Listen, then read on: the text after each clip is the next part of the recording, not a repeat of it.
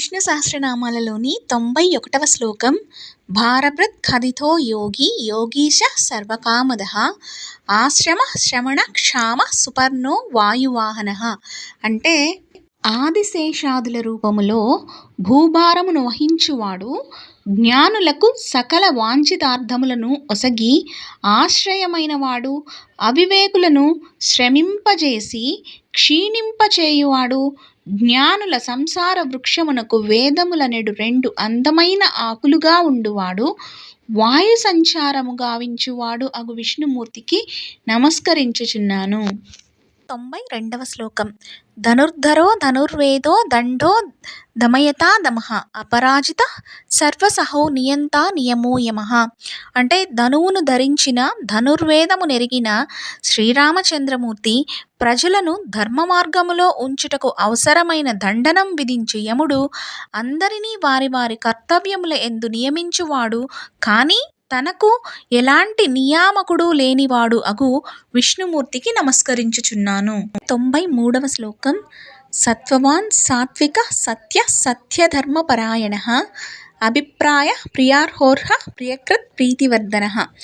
అంటే సత్వగుణ ప్రాధాన్యము గలవాడు, సత్యవచనమునందు ధర్మమునందు ప్రీతి కలవాడు, ప్రియ వస్తువులచే పూజించు సుజనులకు శ్రేయస్సునిచ్చువాడు అగు విష్ణుమూర్తికి నమస్కరించుచున్నాను.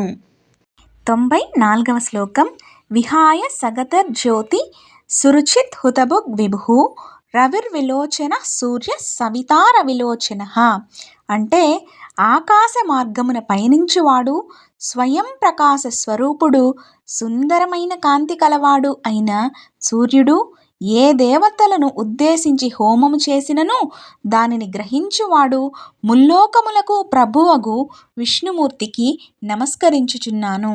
95వ శ్లోకం అనంతో హుతభుగ్ భోక్త సుఖదో నైకదో గ్రజః అనిర్వణ సదామర్షి లోకాధిష్టానమద్భుతః. అంటే ముందుగా పుట్టిన హిరణ్యగర్భుడు, అంతము లేనివాడు, జగత్తును పాలించువాడు, పూర్ణకాముడు, ధర్మరక్షణార్థము భక్తులను క్షమించుటకు మోక్షమునిచ్చుటకు ఆశ్చర్యము కలిగించు అనేక జన్మలను కలిగించువాడు అగు విష్ణుమూర్తికి నమస్కరించుచున్నాను. 96వ శ్లోకం సనాత్ సనాతనతమః కపిల కపిరవ్యయః స్వస్తిద స్వస్తికృత్ స్వస్తి స్వస్తిభుక్ స్వస్తి దక్షిణః.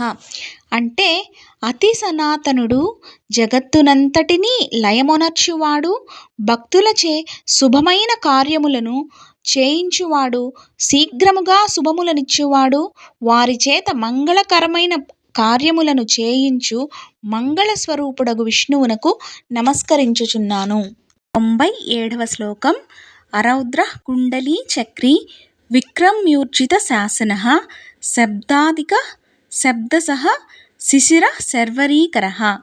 అంటే కోపము లేనివాడు, ఆదిశేషుడు, లోకరక్షణార్థం మనస్తత్వ రూపమైన సుదర్శన చక్రమును దాల్చినవాడు, శృతుల స్మృతుల రూపమున శాసనము చేయువాడు, వేద శబ్దముల చేత వర్ణింపబడువాడు, తాపత్రములచే తపించు వారికి చలువ చేకూర్చువాడు, సంసారులకు ఆత్మజ్ఞానులకు రాత్రి వంటివాడు. అంటే సంసారులకు ఇందులో కొట్టుమిట్టాడే వారికి చీకటి, ఆత్మజ్ఞానులకు కూడా శూన్యం, స్వామి తప్ప మాకేముంది దిక్కు అన్నట్టు వాళ్ళకి ఇద్దరికీ కూడా రాత్రులకు కర్త అయిన వాడు అగు విష్ణుమూర్తికి నమస్కరించుచున్నాను. 98వ శ్లోకం అక్రూర పేసలో దక్ష దక్షిణ క్షమిణాం వరః విద్వత్తమో వీతభయ పుణ్య శ్రవణ కీర్తనః.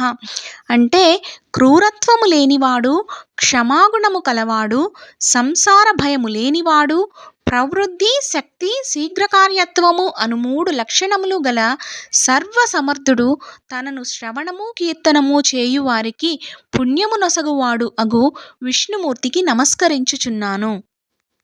99వ శ్లోకం ఉత్తారణో దుష్కృతిః పుణ్యో దుస్వప్ననాశనః వీరః రక్షణః సంతో జీవనః పర్యవస్థితః.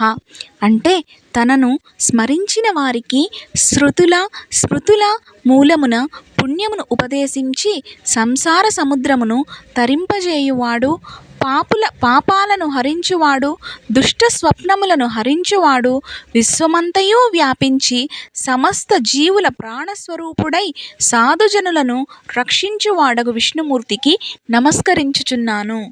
విష్ణు సహస్రనామాలలోని 100వ శ్లోకం అనంతరూపోనంత శ్రీర్జితమన్యుర్భయాపహః చతురస్రో గభీరాత్మ విదిశో వ్యాధిశో దిశః. అంటే న్యాయయుక్తముగా కర్మానుసారముగా తగు ఫలములనిచ్చుటకు ఇంద్రాది దేవతలను ఆజ్ఞాపించువాడు, తన భక్తుల సంసార భీతిని హరించువాడగు విష్ణుమూర్తికి నమస్కరించుచున్నాను. మనము నేర్చుకుందాం, పిల్లలకు నేర్పిద్దాం.